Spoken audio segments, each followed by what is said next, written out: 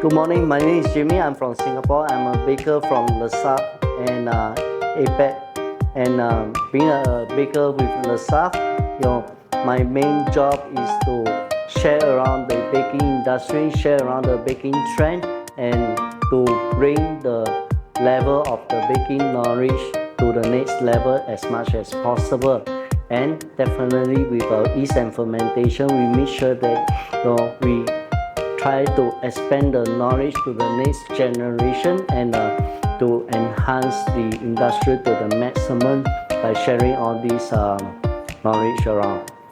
And other than that, my job scope will be also doing a troubleshooting. We go around the industry or the country, various country around APEC, and then do troubleshooting for the industry.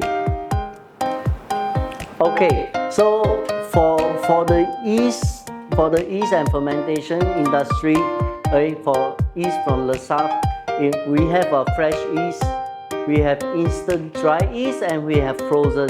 So depending on what sort of working environment you have, and then we try to introduce. And definitely we look at the different application. If you are wanting to do frozen dough, we will recommend frozen yeast for you. But if you want to do a fresh bread making, instant dry yeast, which is convenient for you. But then if you like your fresh yeast and you have the chiller capacity, you can use the fresh yeast. Okay, so depending on the type of yeast that you are using, if you are using the fresh yeast, the proper way to store is to put in the chiller and then use it within the shelf life. Yeah.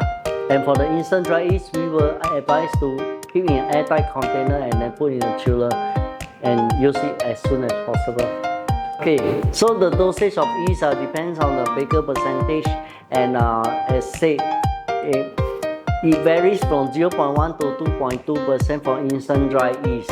So at 0.1 is very little, and then the fermentation time is very long.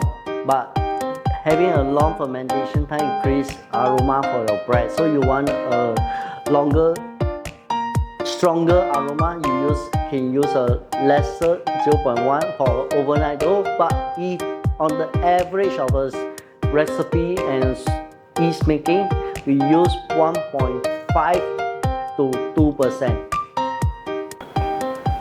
The interaction today, I think there is a various excitement when especially during the food tasting, and I think I learned about the different country as I move around and working in a different place and holding seminar in a different school.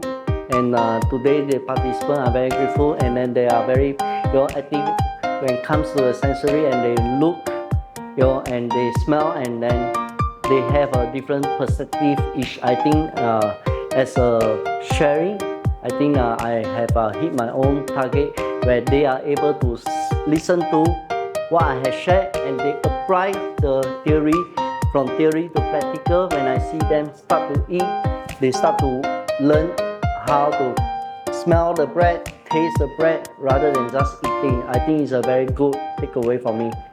Yes, thank you.